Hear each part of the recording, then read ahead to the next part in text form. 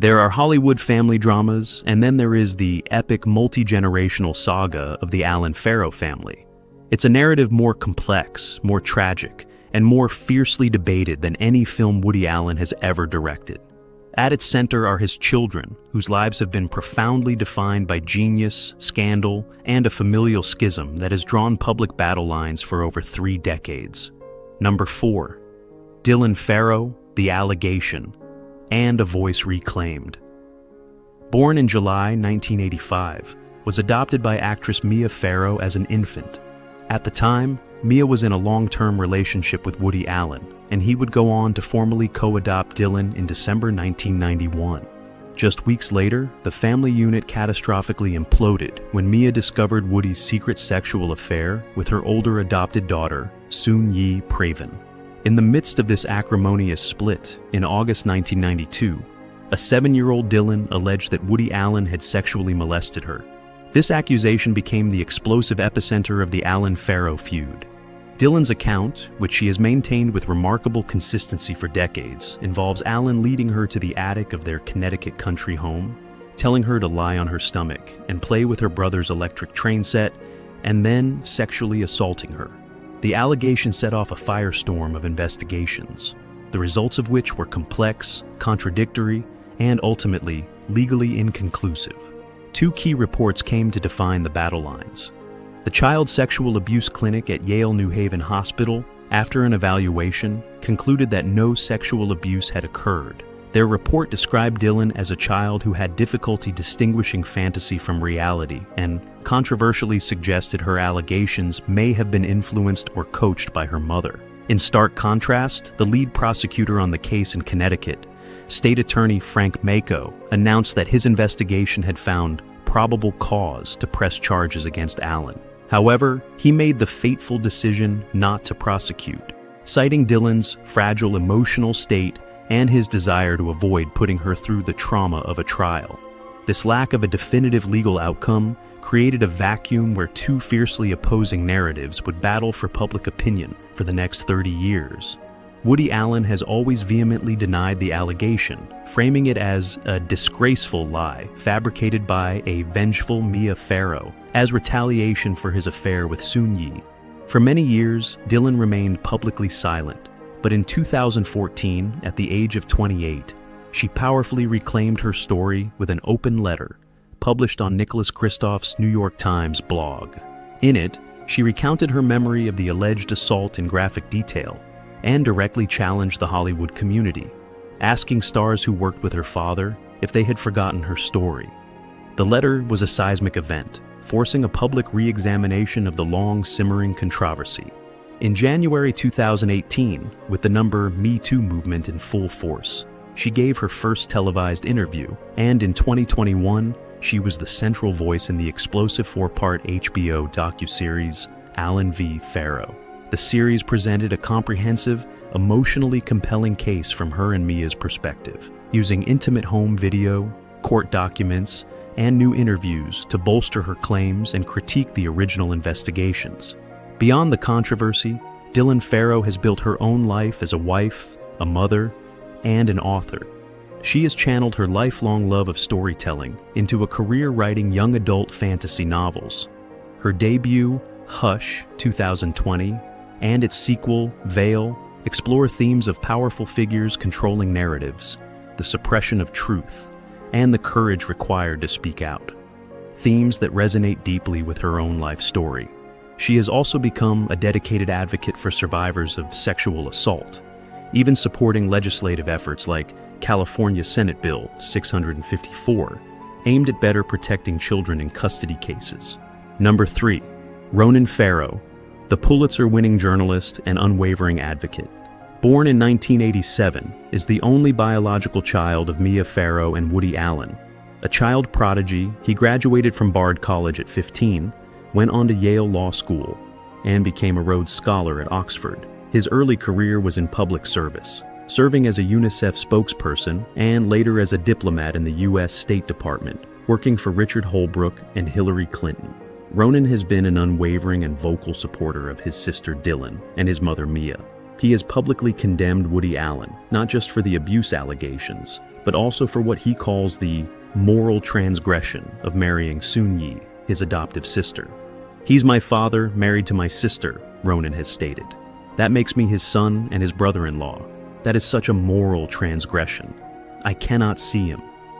Ronan's personal history seems to have directly fueled his professional calling. He became one of the most formidable investigative journalists of his generation. His meticulous, explosive reporting on Harvey Weinstein for The New Yorker in 2017 was a key catalyst for the near Me Too movement and earned him the Pulitzer Prize for public service.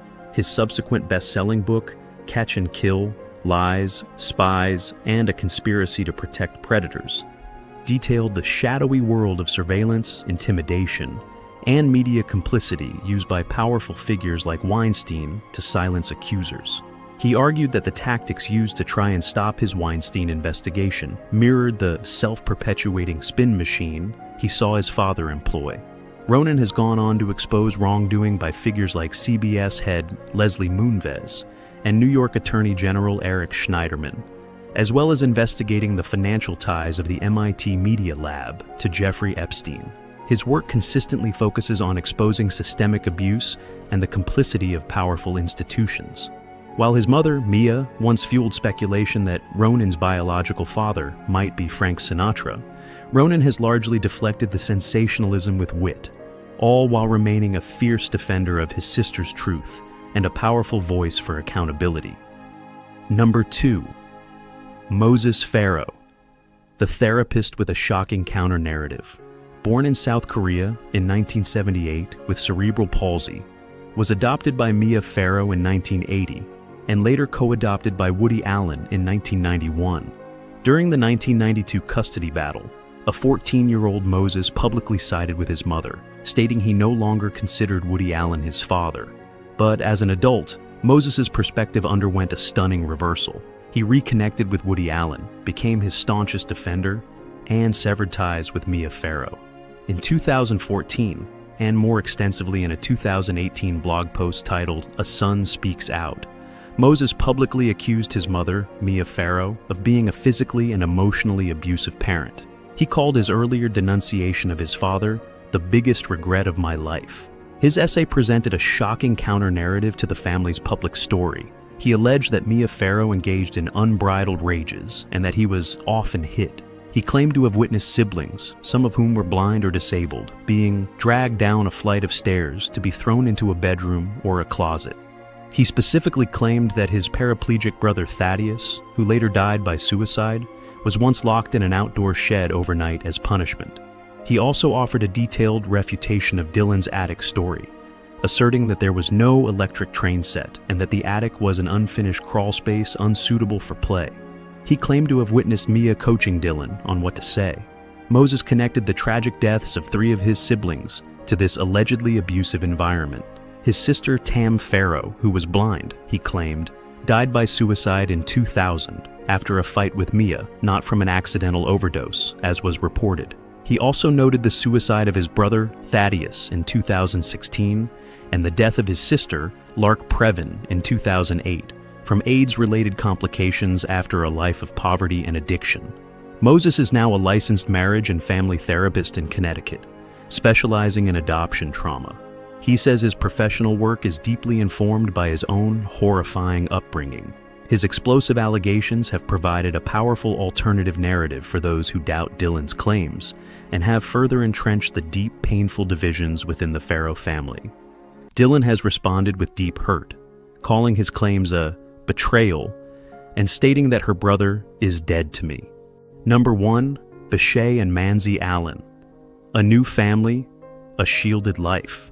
After the chaos of the Farrow-Allen split, Woody Allen and Soon-Yi Previn, who married in 1997, built a new family on Manhattan's Upper East Side.